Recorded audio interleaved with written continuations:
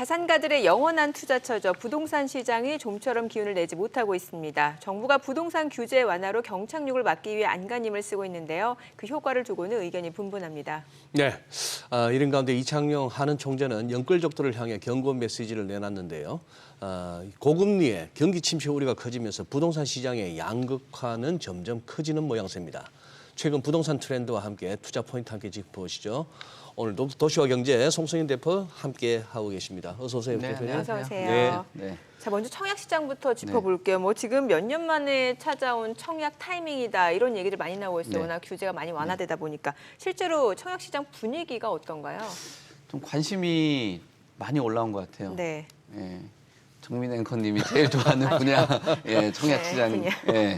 그만큼 예전에는 많은 분들이 어떤 뭐 주택 가격이라든지 분양 가격 또 주택에 대한 그 전망 같은 게 뚜렷하지 않다 보니까 관심들이 덜 했거든요. 예. 그리고 뭐 분양 가격 같은 경우도 최근 들어서는 어떤 일정한 조정을 받아야지 뭐 흥행에 성과를 잇고 있는데 거기에다가 많은 수요자들이 올라올 수 있는 다주택자라든지 실수요자, 투자자들까지도 수요를 확대하다 보니까 굉장히 좀 뭐 인기가 좀 올라가고 있는 것으로 보여집니다. 지금 최근 제도가 변한 걸 보면은 규제 지역 같은 경우도 주택이 있는 사람도 이제 1순위로 들어갈 수 있는 거고요. 또 전매 제한 같은 경우도 사실 이게 부동산 특히 청약하고 분양 시장에는 가장 중요한 상황인데 3년에서 1년으로 단축을 했죠. 또 실거주 의무가 이것이 폐지를 하다 보니까 준공 이후에 임대를 할 수 있는 구조예요. 그러니까 예전에 예를 들면 한 10억 정도 들어갈 수 있는 투자금이라면 뭐 전세가 한 7억, 8억 정도 들어온다면 한 1, 2억 정도로 들어갈 수 있잖아요. 그러면 본인의 자기 자본을 최소화할 수 있는 구조가 되다 보니까 실수요자 외적으로 투자 수요들도 꽤 많이 들어오고 있는 그런 구조로 변하고 있습니다. 그래서 이런 지금 그 청약 시장의 판도가 특히나 이 분양 시장의 판도가 불과 한 몇 달 만에 온도 차이가 굉장히 크게 작용을 하는 것으로 보여지는데 다만 이런 지금 제도가 변화를 했었는데 어떤 거주에 대한 요건이라든지 내가 그 지역에 살았던 그런 사람들도 서울로 투자를 할 수 있는 구조로 바뀌었죠. 그러니까 예를 들면은 최근 대구나 뭐 이런 지역 같은 경우는 청약이나 분양 시장의 성적이 별로 안 좋잖아요. 그러면 나는 대구에 살고 있는데 대구에 있는 주택을 자꾸 청약하고 분양을 할 수 있는 자격만 있었단 말이에요. 네. 근데 내가 봐도 여기에 투자를 하면은 돈은 못 벌 것 같은데 근데 이제는 서울에다 투자를 할 수 있는 그런 환경으로 바뀌었단 말이에요. 그러면은 대구에 있는 사람들, 뭐 거제나 타 지역에 있는 사람들, 울산에 있는 지역들 이런 사람들도 서울 가서 투자를 할 수 있는 상황이죠. 몸은 움직이기가 어려워도 돈은 움직이기가 쉬운 상황이 되는 거거든요. 그러면은 서울이라든지 수도권에 뭐 입지가 좋고 합리적인 분양가가 나온다면 뭐 그쪽으로 투자를 할 수 있는 그런 환경이 되고 오히려 지방이라든지 수도권에서 좀 외곽 쪽 같은 경우는 분양의 열기가 굉장히 차가워질 수 있다. 그러니까 선호도가 높은 지역은 열기가 굉장히 뜨겁게 올라가고 있는데 지방권이나 수도권 외곽 같은 경우는 온도가 지금보다 더 차갑게 식을 수 있다라고 볼 수 있을 것 같아요. 양극화네요. 네, 그렇습니다. 예. 그러네요. 어디나 양극화입니다. 네네. 남아 도는 지방에는 막 미분양이 남아 돌고 네. 또 한쪽에는 또 경쟁률이 높고. 열기가 뜨겁고. 아니 저 둔촌 주공 지금 상황이 어떠나요? 지금 이게 무슨 지난 8일 날 또 뭐 미분양 물량 또 청약 접수 받았다면서요? 네. 예. 뭐 소위 줍줍이라고 하잖아요. 그러니까 둔촌주공 살리기가 이게 100% 성공을 한 것 같아요. 성공했어요. 네. 그러니까 이 청약 경쟁률을 보면은 그 이후에 계약률하고도 연동이 되거든요. 네. 왜냐하면은 내가 청약을 했는데 청약 경쟁률이 1대1하고 100대1하고는 이거 해야 되겠다라는 생각이 들잖아요. 어떤 뭐 맛집에 지나가다 줄을 서면은 저기 왠지 맛있을 것 같은 그런 느낌이 들듯이. 네, 평균 경쟁률이 46.2대1이에요. 거기에다가 최고 경쟁률 보면 29제곱미터 같은 경우는 655대1이거든요. 네, 그럼 이게 공급 세대 수가 딱 2개 나온단 말이에요. 그러면 600 몇 명 중에서 이 2개를 못 가져갈 이유가 없게 되는 거죠. 예. 그리고 지금 이 면적 자체가 예전만 해도 사실 실수요자들만 받으면 인기가 법한 그런 타입이거든요. 뭐 9평, 뭐 12평 뭐 요 정도 되는 거니까 예, 실제로 예, 얘기하면은 예. 뭐 과거 평수로 얘기하면. 근데 지금 다주택자도 이런 투자 시장으로 들어올 수 있게 해놨잖아요. 그러면 임대소득을 가지고 할 수 있는 상품으로 변한 거죠. 예전에는 거주로 본다라면은 들어가서 살기 이거 굉장히 좁게 네, 느껴지겠지만 예. 내가 거주가 아니라 아까 그 실거주 요건을 폐지를 했잖아요. 임차로 둘 수 있다라면은 월세도 받을 수 있고 네. 뭐 전세금으로 해 놓을 수도 있는 상황이다 보니까 이런 투자 수요가 확 몰려서 뭐 이거 완판이냐 아니냐 이건 뭐 거론할 필요가 없는 그런 상황으로 변했다라고 봐야 될 것 같습니다. 네. 네. 특히 이제 가성비가 좋은 단지 같은 경우는 워낙 또 인기가 좋다 예. 보니까 남의 얘기가 아닌 것 같은데 분양가 3억 원대 이게 반값 아파트로 알려진 게 서울 강동구 고덕강일 3단지 공공분양 사전 예약에 2만여 명이 몰렸다고 하면 굉장히 높은 경쟁률이고 네. 여기에다가 보니까 영등포자이도 지금 관심이 굉장히 높다고 하던데요. 네.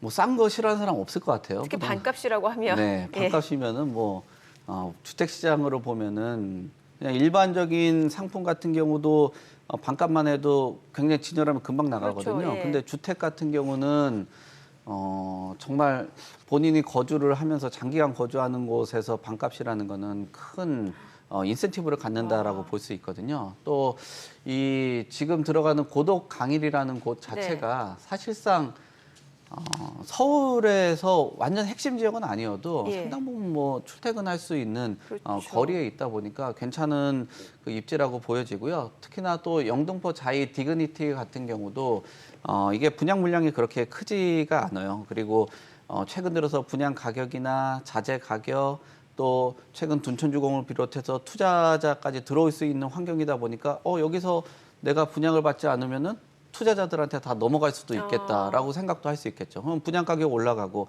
투자자까지도 넘어갈 수 있고 나 아니어도 다른 사람들이 살 수 있는 환경이라면은 당연히 지금 영등포에 있는 뭐 소위 그 여의도하고 출퇴근 거리에도 인접해 있고 주거에 대한 그 질이 개선되고 있는 환경에서는 투자 수요들이 몰릴 수밖에 없고요. 뭐 고덕 강일도 아까 말씀드린 것처럼 반값이라는 것들, 네. 특히나 뭐 시세에서는 70%라든지 또는 뭐 나중에 선택형이나 일반형들 이런 공공분양들이 계속 나온다라면은 뭐 리스크도 해지를 할 수 있는 그런 상품이다 보니까 단순히 반값뿐만 아니라 리스크 해지에도 도움이 되는 이런 상품 자체가 젊은 사람들한테는 굉장히 관심을 가질 수밖에 없고 특히나 이런 공공분양 같은 경우는 DSR이 적용이 안 되거든요. 젊은 사람들이 소득 여건에 맞춰서 대출을 해주는데 소득 여건을 폐지를 했단 말이에요. 그럼 젊은 사람들도 살 수 있는 환경이니까 그렇죠. 이런 뭐 인기 있을 수 있는 뭐 이런 상품 또 구성이다라고 봐야 될 것 같습니다. 네.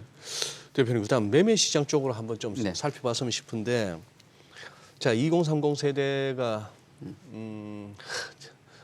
집값 미친 듯이 올라갈 때 결국 못 견디고 네. 이제 대출을 받아가면서 네. 이제 네. 주택 구매에 나섰습니다. 그죠?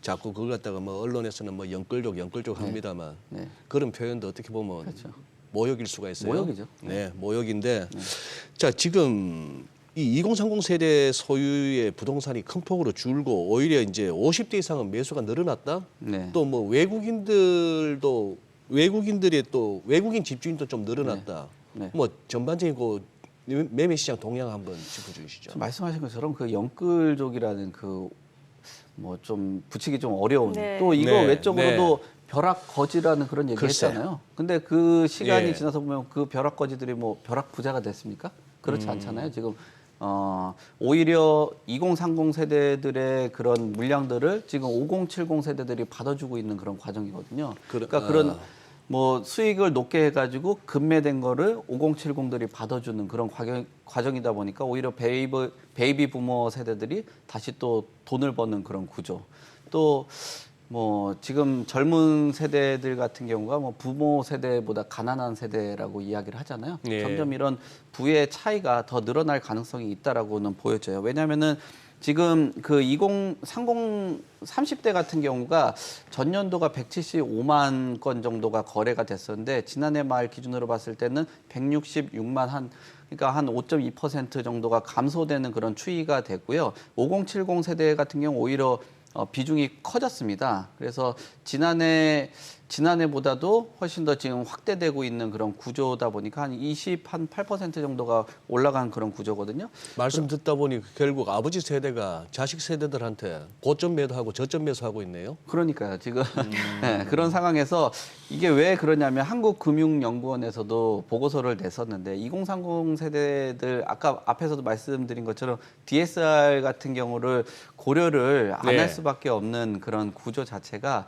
소득 여건이 좀 그렇죠. 힘들어요. 그러니까 예, 영끌로 예. 했다라는 거는 부채 비율을 키운 건데 부채 비율이 커져 있는 상황에서 금리가 올라갔다라면 아무래도 그 부담 능력이 떨어질 수밖에 없죠. 거기에 돈이 어느 정도 축적이 되어 있고 자산이 있는 그 5070 세대 같은 경우는 그런 던지는 물건들을 받아주는 그런 구조가 되다 보니까 그런 부의 연령이 다시 또 5070 세대 쪽으로 자산들이 움직이고 있다라고 봐야 될 것 같습니다. 네네. 뭐 사실 저희가 또 월요일에도 뭐 경매 얘기 좀 많이 하고는 있습니다만 이 부동산 쪽에서도 최근에 보니까 이제 금리가 워낙 높아지고 집값이 떨어지다 보니까 이 경매 물건들이 좀 많이 나오고 있다고 하는데 네. 분위기 전반적으로 어때요? 더 경매 물건 더 늘어날 거란 전망도 있는 것 같던데요. 지금 경매 물건이 줄어들 이유가 없죠. 예, 금리 뭐 오를 거라고 지금 앞에서 계속 저도 네네. 방송 보고 있었는데 오를 거로 다 전망하고 있는 그런 상황인데 예. 결국 금리라는 거는 이 대출에 대한 무게를 계속 늘릴 수밖에 없는 그런 상황인데 지금 보면은 주택하고 건물을 가지고 담보받아가지고 대출받은 뒤에 이자 3개월 동안 못 내면 임의경매로 넘어가거든요. 그러면은 지금 작년 2월에 2,900건 정도가 됐던 것이 지금 지난달에 한 3,500건 가까이 지금 늘어나고 있단 말이에요. 와. 그러면은 계속적으로 늘어날 수밖에 없는데 이게 주택뿐만 아니라 뭐 상가라든지 건물 같은 그러니까요. 경우도 이게 금리하고 연동이 되잖아요. 그렇죠. 최근에 공실률도 엄청 높아지고. 그렇죠. 예. 그럼 뭐 상환에 대한 공실률 같은 경우는 월세를 받아서 이자 납부도 안 되는 거에 불구하고 공실이라면 빵이잖아요, 거의. 그러니까. 거기에다가 예. 관리비까지 관리비 나가면 나가야 마이너스니까. 되고. 그러면은 건물하고 상가 같은 경우는 더 취약할 수밖에 없는 상황이라 지금 주택뿐만 아니라 뭐 상가 건물까지도 오히려 전이 되는 과정이라 더 늘어날 수밖에 없다라고 봐야 될 것 같습니다. 네. 또 정부가 결국에 이제 특례 보금자리론이라는 이제 대출 상품을 내놨어요. 이게 뭔가 좀 내 집 마련을 지원하겠다라는 정부의 의지인데 뭐 고금리다 보니까 좀 인기를 끌 수도 있을 법한데 그럼에도 불구하고 여전히 좀 매수자 입장에서는 네. 좀 고민이 깊을 수밖에 없다라는 생각이 들긴 네. 하거든요. 그러니까 이거 받아가지고 예. 집 산 게 아니라 그 고정금리로 바꿔 타는 거로 활용을 한 거예요. 그러니까 이게 세 가지 목적이었거든요. 집을 사는 거하고 보증금을 반환해 주는 목적하고 또 대환을 할 수 있는 목적인데 대환을 하는 게 가장 컸다라는 거죠. 대환용 수요가 제일 많았다. 그렇죠. 한 6% 정도 되는 시중 금리에 지금 이 상품을 활용하면은 그래도 한 평균적으로 한 4% 정도거든요. 예. 2% 정도라면은 차이가 꽤 크겠죠. 크죠. 그러네요. 그리고 주택 시장이라든지 경기의 이 판단 자체가 장기간 이어질 것으로 보여지는데 네. 그러면은 2%가 뭐 한두 달에서 끝날 차이가 아니잖아요. 그럼 장기간 본다라면은 우선적으로는 좀 고정금리로 갈아타고 이 위기를 극복하는 쪽에 목표들을 많이 가졌다. 그래서 특례 보금자리론의 활용이 보금자리 마련에는 도움이 안 됐고 갈아타는데 그래, 대환용으로 그렇게, 사용이 그렇게 됐군요. 되고 네, 있구나. 그렇게 됐습니다. 아하.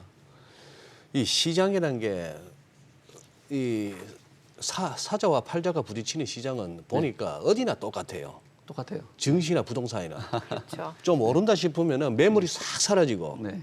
이거 좀 빠지는 장이다 싶으면 비드가 사자가 또 없어져요. 네. 네. 그랬잖아요. 얼마나 그 뭡니까 한참 집값 오를 때는 전세를 들어가고 싶어도 없어. 집값은 천정부지로 올라. 집을 사고 싶어도 내놓지를 않아. 네. 자 지금은 또 뭐 그동안에 또 역전 상황이 현 상황 어떻습니까? 이거 집 사겠다는 사람하고 팔겠다는 사람하고 네. 여전히 딴 생각 같은데. 그 동상이몽이라고 동상이몽. 하죠. 네. 예. 침대 위에서 그 꿈을 각자 다른 이제 생각을 하는 다른 거지. 생각들을 예, 지금 예, 하고 예. 있는 거죠. 그러니까 집을 저번 주에도 이야기했는데 집을 좀 급매물로 내놓다 보니까 거래량이 조금씩 반등을 했어요. 뭐 1,000건에서 2,000건에는 못 미치지만 계속 1,000건 밑에 거래량들이 늘어났었는데 결국은 이 늘어난 이 주요 원인을 보면은 싸게 내놓으면은 사는 거예요. 음. 근데 여기서 거래량이 좀 늘어나네, 반등을 하네 하니까 가격을 좀 호가를 좀 올려요. 그러면 안 사게 돼버려요. 또 사자가 네. 안 따라오는구나. 그렇죠. 예, 예. 그러니까 원래 이제 서울의 아파트 기준으로 월 평균 거래량이 한 5천에서 한 6천 건 정도 되거든요. 예. 그리고 아까도 이야기했듯이 주택시장이 막 뜨겁게 타오르는 시기에는 한 10,000건 정도가 됐어요. 네. 근데 지금 한 1,000건 정도의 거래량이라면은 여전히 수요가 아직 못 미치는 그런 상황이라고 보여지고, 우리가 금리 인상에 대해서 이야기를 계속적으로 경제 채널에서는 할 수밖에 없는 구조라면은 여기서 더 낮은 가격을 요구할 가능성이 높습니다. 그러니까 결국은 호가를 올리는 거래는 뭐 조금 일어나기가 좀 어렵고, 앞에서도 분양시장 이야기했듯이 분양 가격 같은 경우도 최근 들어서는 입지보다는 가격의 중심으로 흘러가고 있거든요. 결국 이 재고주택 시장이라든지 기축주택 시장 안에서는 가격이 급매물 중심으로 거래될 가능성이 높다라고 네. 봐야 될 것 같습니다. 그 빌딩 이야기도 좀 해볼게요. 빌딩 시장 쪽도 보니까 양극화인 게 네. 최근에 작년까지만 해도 꼬마 빌딩 엄청 인기였잖아요. 그런데 네. 이제 꼬마 빌딩이 주로 입지 자체가 그렇게 역세권은 아니란 말이죠. 네. 그래서인지 모르겠습니다만 공실도 굉장히 많고 최근에 인기가 뚝 떨어지고 뭐 연예인들도 이 꼬마 빌딩 같은 경우는 뭐 매각에 나섰다 이런 보도도 많이 나오고 있고 네. 꼬마 빌딩은 좀 인기가 많이 떨어진 것 같거든요. 금리 영향은 모든 자산에 예. 그 영향을 미칠 수밖에 없습니다. 아까 경매 얘기도 했었는데 상가라든지 꼬마 빌딩 같은 경우도 이게 공실 나고 예전에 매입하신 분들 같은 경우는 좀 덜할지 모르겠지만 최근에 저금리 유동성에 기대서 이 건물이라든지 꼬마 건물 같은 경우도 거품이라는 게 많이 형성이 됐거든요. 왜냐하면 임대소득 대비했을 때 너무 지나치게 높게 평가가 됐다라는 거예요. 뭐 가장 핫하다는 지역인 성수동 같은 경우도 뭐 올 1월에 2건밖에 거래가 안 됐고요. 그 다음에 지난해 12월에는 달랑 1건이에요.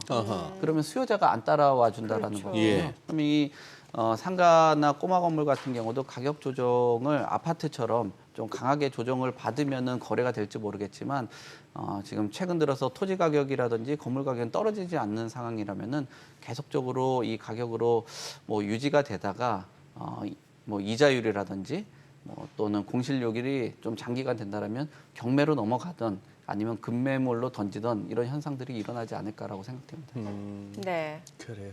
마지막으로 집값 전망 짧게 할게요. 집값점을요. 최근에 뭐 여러 보고서들 냈었는데 뭐 전문가들이라고 얘기를 해도 결국 이해관계자들이거든요. 뭐 공인중개사, 부동산 예, 예. 전문가, PB 뭐 이렇게인데 지금 소비자들이 바라보는 시각 안에서는 매수 심리가 전혀 반등이 되지 않고 있는 구조고요. 또 최근 들어서는 우리나라 자체가 금리를 선제적으로 대응을 하지 않고 금리를 쫓아가는 구조예요. 아직까지도. 네. 그러면은 부채 비율을 키워가지고 다시 뭐 주택 매입을 하신 분들에게는 만약 금리가 더 올라간다면 조금 위험성이 있을 것으로 보여집니다. 그래서 뭐 한동안 이런 시장 자체가 전문가 시장이라든지 또는 소비자들이 보는 시장 안에서는 역시나 좀 장기간 동안 침체 국면에 들어갈 수밖에 없는 환경이다라고 정리드리겠습니다. 네, 그래요. 내용 잘 들었습니다. 고맙습니다. 네, 고맙습니다. 감사합니다.